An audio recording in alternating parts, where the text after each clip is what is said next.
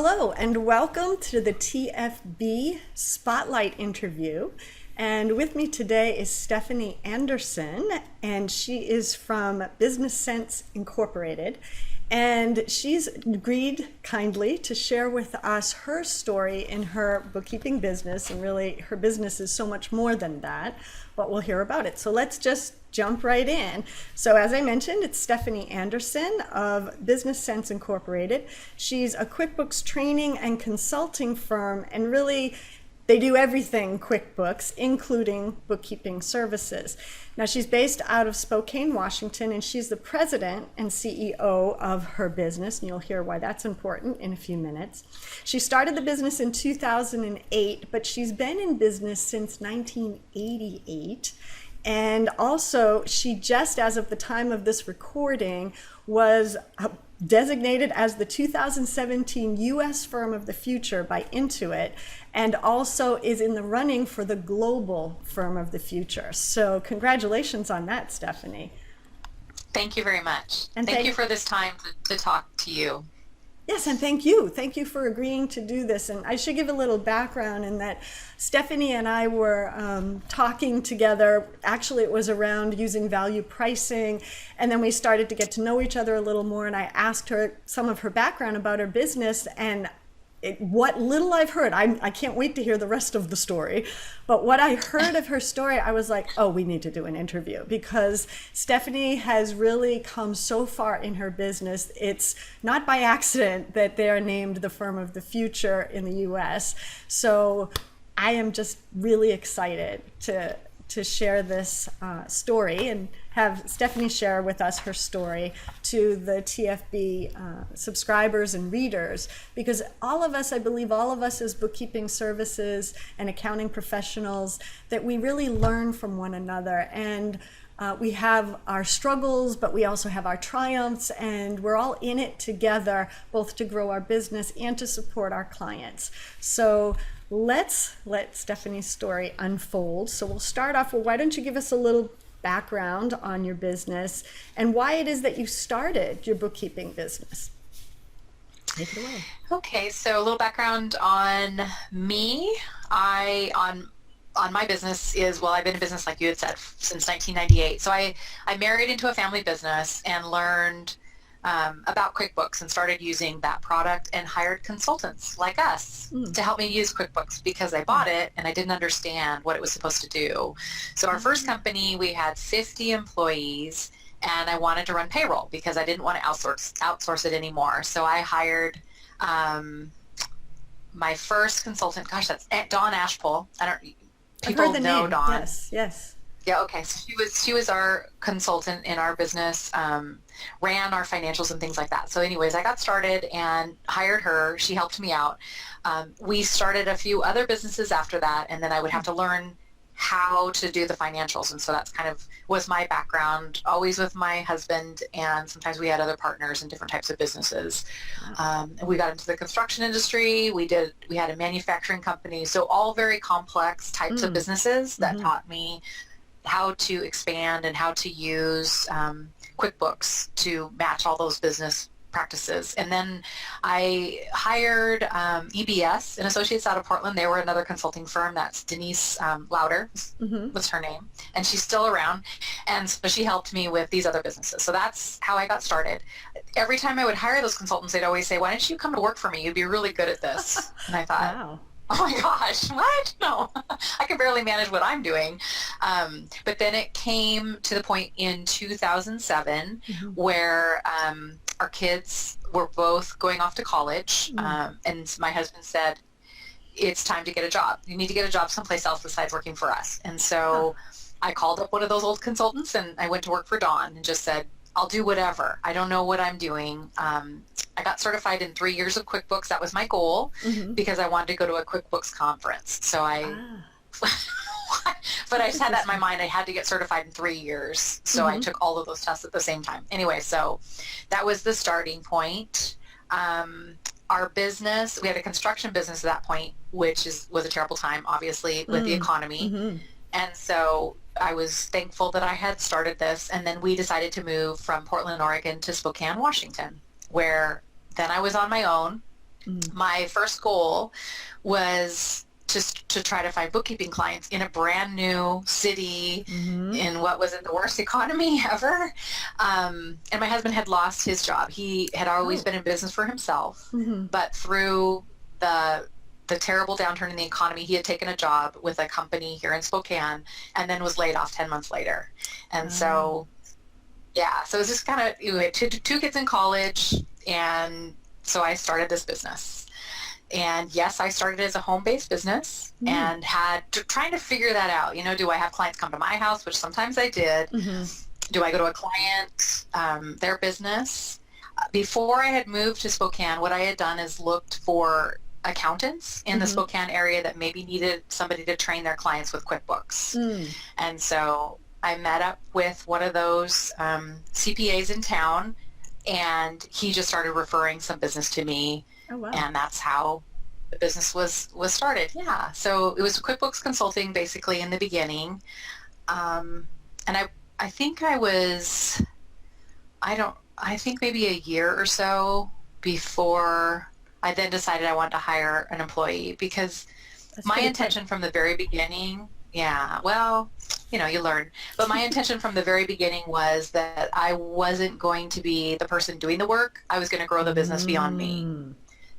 That is experience in that. Key. Yeah, that's key. That right from the beginning. Would you say that you had that thought in your mind because of your experience with the previous businesses with you and your husband?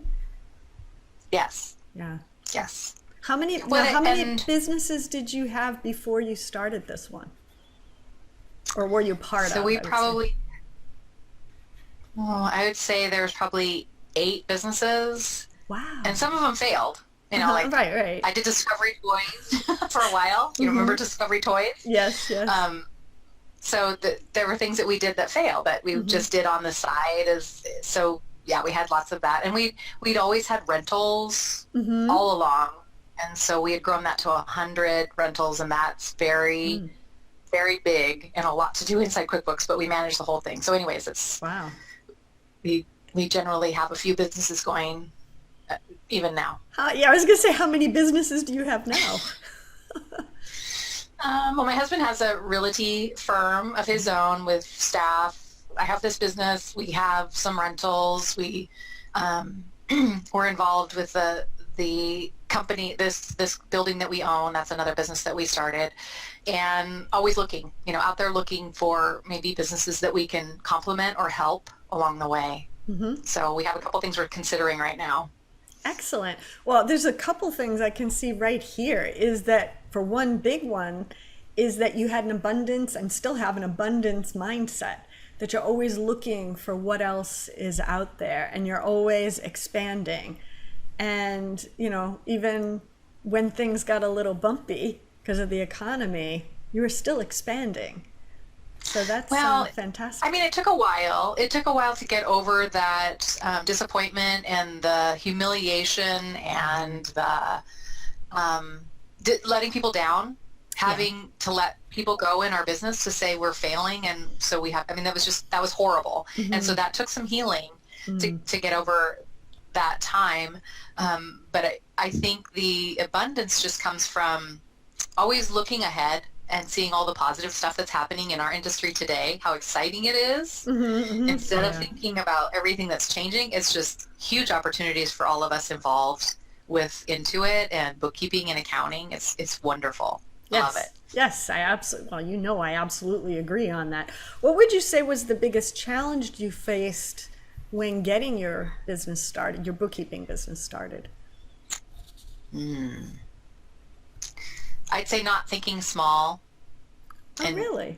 You know, just when you do something, I'd say that, or maybe failing. You know, when you make a mistake with a client, feeling that sense of failure, instead of being humiliated and thinking I'm not adequate, I can't do this, to just learn from it and say, I'm sorry when you made a mistake, and make it right with that person, but take in what you're learning.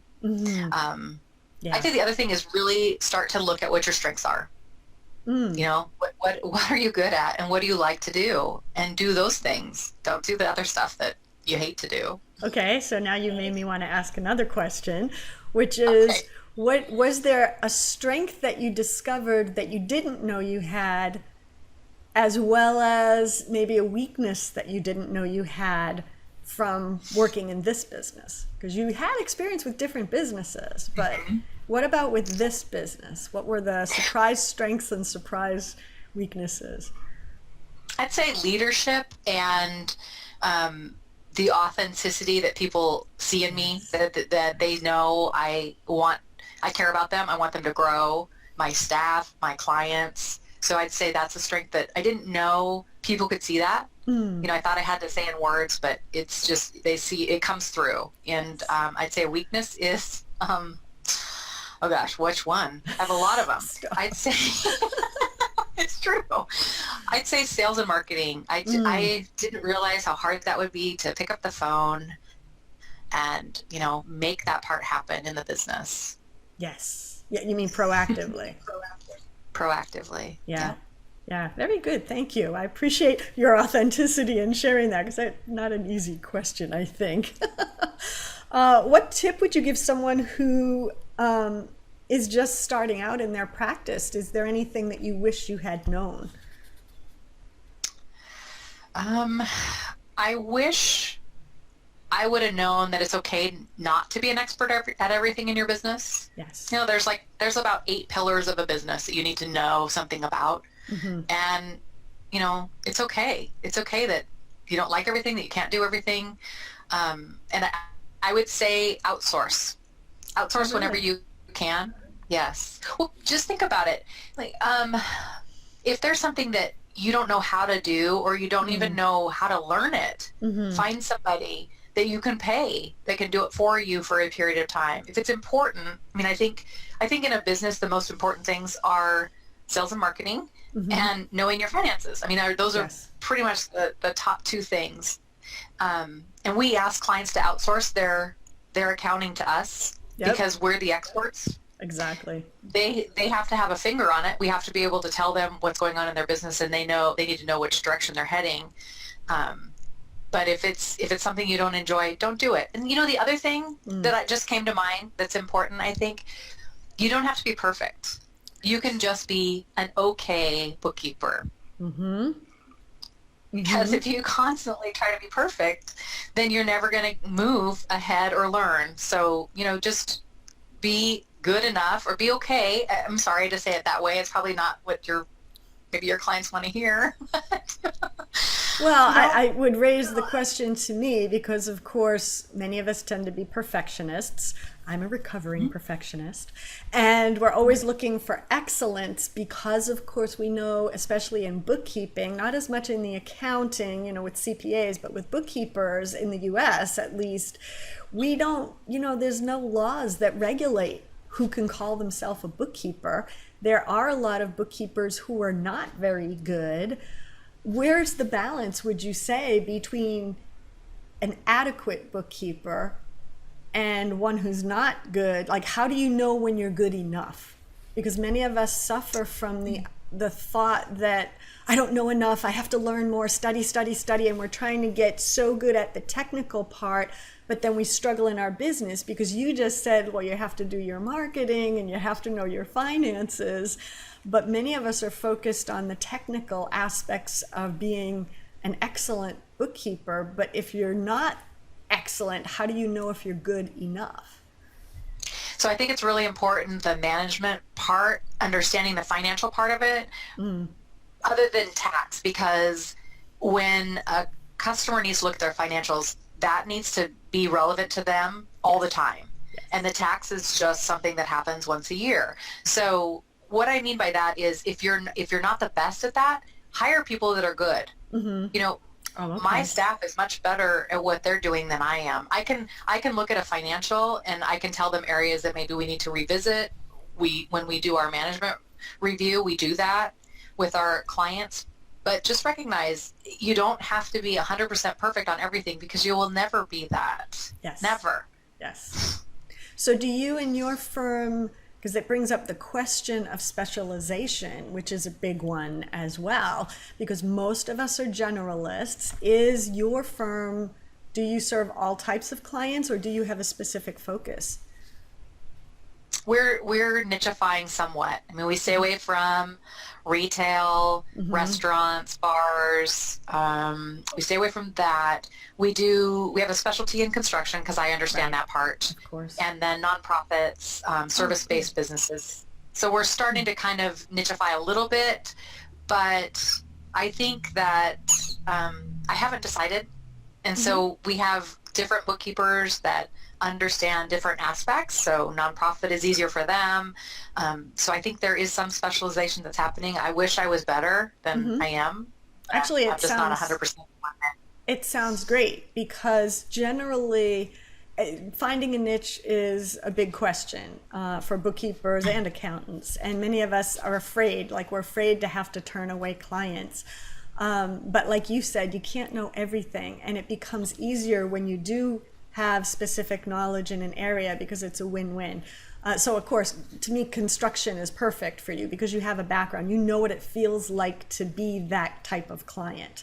So it makes sense. But something else you showed, which is smart, is that you don't necessarily have to know what you do want if you know what you don't want.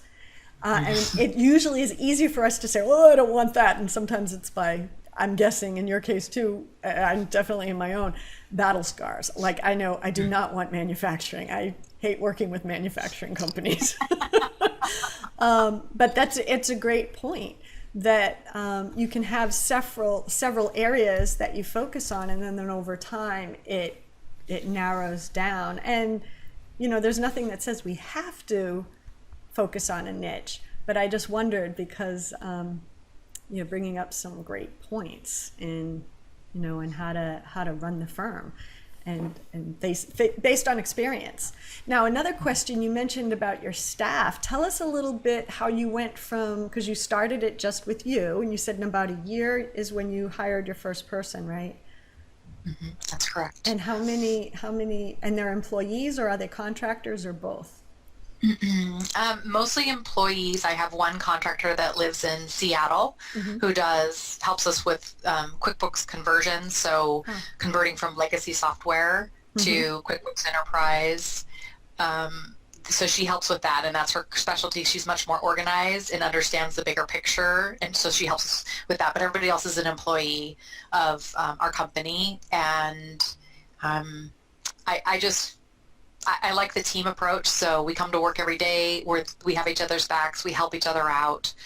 And I entertain the idea of having remote staff, but you just lose that connection, which I think is really important.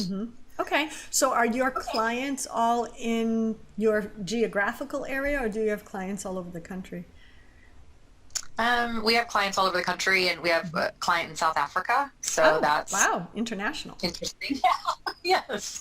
But most of them are pretty much in the geographic area. In the construction industry, we're helping a lot in different cities and states. We have a restoration company in New York. We're working with a big consulting company that has 4 locations around the world. And then, so we're starting to expand our boundaries, and that's a wonderful thing about QuickBooks Online, is that, and all of the other software that attaches to it, because, now you get pictures coming in, you can look at things, receipts, and it's wonderful. So we love that part of the business. Excellent. And in your bio, it mentioned that you do everything QuickBooks. Do you support any other online software? No. As far as accounting, no, we only support QuickBooks. Yes, very good, very good. Yeah, because again, sometimes we're afraid if a client comes in and they're on Sage, or Xero, and we're thinking that we have to take on, work with that software because that's what the client is using. How do you deal with that kind of a situation? We offer them a conversion to QuickBooks Online. I do offer training in Zoho books, but it's mainly because we understand Zoho CRM, and we use that in our firm. Right. And so generally, if somebody comes to me and they're looking at Zoho books, unless they're a very simple type business, we're going to want them to use QBO and plug that into Zoho CRM. Yep. So that's just a side note. Does Zoho's CRM integrate with QuickBooks Online? Yes, it does. That's news to me. Thank you. See, I always learn so much from these interviews as well. So what big success or battle story would you have? What would you say is your biggest success and or battle story that you'd like to share over the years? Because you've been in business for a while.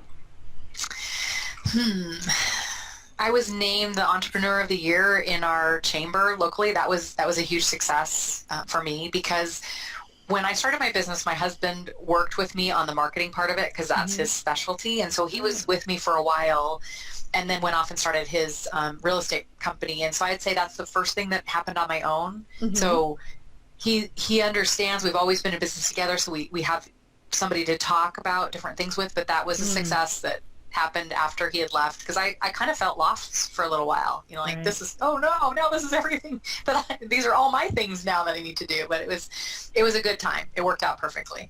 Yeah, well, congratulations. That's excellent. What about a battle story, you know, something that you really learned from? Oh, there's so many. Holy cow. So many.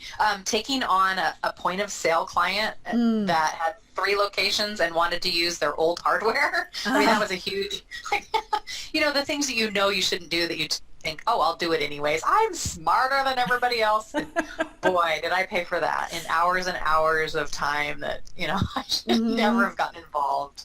Yeah. So that was a battle scar. Yes. Yeah. But you learn from that, and I'm guessing that's partially why you say we don't take on retail. We have a few that we support that are on point of sale, but we don't want the nights and weekends. I mean, we just have a couple that we just support with the point of sale side of it, but we don't want, you know, all the stuff that comes along with retail, nights and weekends. We don't want to work outside of our normal business hours. I'm with you. I don't do retail either. Well, yes, and here's another terrible thing that happened was we had a point of sale that we set up, and they bought another seat because they were expanding, and it happened to be Mother's Day weekend, and our daughter was graduating with her master's, and the client called us and had a problem, and we had to take care of it. So that was like, no, not doing that again. Yeah. It's true. Very good. Well, thank you again. Thank you for sharing that, because you're showing the transparency and authenticity, and that's what's so valuable and what I love about our community, because we are open and we share. And it helps us. We learn from one another. So thank you. Also, if you had to start over from scratch again today, because you do have all those years under your belt, what would you do differently? I would hire an administrative person the day I started my business. I wouldn't try to do, I just remember before I hired my first admin, I brought on a couple of bookkeepers and trained them up to be bookkeepers and consultants, and I was still taking all the phone calls. It was crazy. And I would have hired a business coach the minute I started my business too. I'd invest in those people that have more knowledge than I do and can help me in my business. That is smart. Thank you. No, I just have still lots learning of battle scars. And so now that you had to take on, and it was kind of a shock, if you will, to have to take on that marketing and sales part because of your husband had taken care of it previously, like what did you find was most effective when you had to take it over? Having systems in place to contact, to get in touch with clients, to have a CRM system that works for you. And don't think that I have this figured out, because I don't. And just know that. But the only thing I know is that you have to constantly be doing that, because you don't want your business to have those ups and peaks and valleys, because you struggle when you have that. So I think that's important. And then kind of getting out of my box. Yes. And you were doing primarily your marketing was local, right? So it was with the Chamber of Commerce. Yes. We did marketing there, and then we had those contacts where we were getting clients referred to us by a couple of accounting firms, and so it was more local. But this was, my husband left probably after about 3 years, so it took me a couple of years. I was struggling, trying to keep it all together and figure out how I was going to do that part of it as well, and then I started hiring experts in marketing to help. Before I could bring on a staff person to kind of manage it more. Definitely. Excellent. Thank you. I'm so glad you said that, because so many accountants and bookkeepers, when you say, well, what's your best form of marketing? And they go, oh, referrals. I get referrals from clients. Whereas you had your husband who was doing it for 3 years, so that got you a little bit of a basis, but you kept doing the marketing, the true bringing in the business, where you were more in control of it versus just hoping clients would refer to you, correct? Yeah. Yes, and you just can't hope. And honestly, during the time my husband was with me, he would say to a client, yes, we could do that. And he'd come back and say, can you do this? And I would have a panic attack. Like, I don't even know what you're talking about. Of course, I figured it all out, but just trying to be real here because that would happen. But he pushed me to beyond my comfort zone because otherwise I would have just, loved to be in the basement doing one thing. Yes. Don't talk to me, anybody. But Yes. It kind of pushed me to get beyond, the things, my limitations, my self-confidence issues. And that's a big one. I would say the biggest challenge in general that most of us face, self included, is that our own confidence, that we don't have it. And would you say that you're an introvert or an extrovert or somewhere in the middle? I'd say I've had the test and I'm exactly in the middle. I mean, I love to be with people, but then I need to have that downtime where I don't talk to anybody too. Yeah, definitely. Mm-hmm. So you know what it's like with that. You got to push in order to go more on the extrovert side for the marketing. But do you think that introverts are at a disadvantage then to be promoting their services? No, but you have to recognize that those are your limitations and then take steps to get beyond it. So if you need to take a Toastmasters class, take a Toastmasters class. If you need to be, whatever you need to do to get beyond yourself, you have to do it because we have everything inside us we need. Yes. We really do. Mm-hmm. And if there are things, if they're training or technical things, we can learn those things. Yes. But it's just that we limit ourselves by not thinking, where do I want to be in a year from now? And just have that visualization of where you want to be in a year propel you through all the stuff you have to do to get to that point. It's very important. So would you say it was your vision that helped you to push your own comfort zone? Yes, because I wanted to have a great place to work for my staff. I wanted to care for them. And so that was one of my motivating factors more than anything. Because I just had one of my employees yesterday tell me that her husband was talking to her about something and said, thank you, Steffanie, for that information, because that's me, not her. But it's like I have talked to her about things enough that now she's able to help her husband in his business. And I think that's wonderful. So, yes. Yes. Excellent. Excellent. So let's move a little more to the technical side in your business, especially because you are working, you have clients all over the country and even internationally. Are there any specific tools or websites or software that you found helpful in your business? Anything that's cloud-based that helps. So, you have to get a good CRM system, have processes in place to communicate with your clients internationally in some kind of a timely fashion. So yes, we use quite a few different things, and I don't know if you want me to name them. Yeah, but, please do. The OCRs. Okay, so HubDocs is life-changing. Receipt Bank is great. T-Sheets, IOP, the time tracking in IOP, those are wonderful things. I'm probably leaving out a lot. Entryless, Bill.com. These are great products that help. QuickBooks Online is wonderful because it gives you the opportunity to plug all those things into it. And so are you using any listed. kind of client portal? For document We sharing? use Dropbox. Oh, okay. Yeah, Dropbox. Terrible, Okay. but I know. That's what we use. A lot of people use it. So I just, I wondered because to me personally, I think it's a key tool that we need is some way, if you're working virtually, is some way to share the documents back and forth. So do you have any final advice for any bookkeepers or accountants who are just starting out, maybe as a solo practice? What advice would you give to them or those who maybe have been in business for quite a while but are still kind of struggling? What would your best advice be to them? My best advice would be to read the book Traction or Get a Grip, to use that as a tool to grow your business and help you on paper be able to verbalize to your clients and to your staff where you want to go, what direction you're headed in, and get everybody on board in the right seat, rowing in the same direction. Okay, so does that mean that you really should have, that goes back to the vision idea. Would you say that you have like a mission for your business? Yes, we do. What is it? Our mission is to, let me look at it, it's on the board, empower small business owners to employ America by giving them the tools they need to achieve their hopes and dreams. Excellent. And That's do you what we find want. that that is like a grounding force for you and your team? Yes, it is. Excellent. Excellent. And I've neglected to ask you, how many now in your business do you have on your team? There's 8 of us. Wow. Congratulations. That's fantastic. Thank you. Excellent.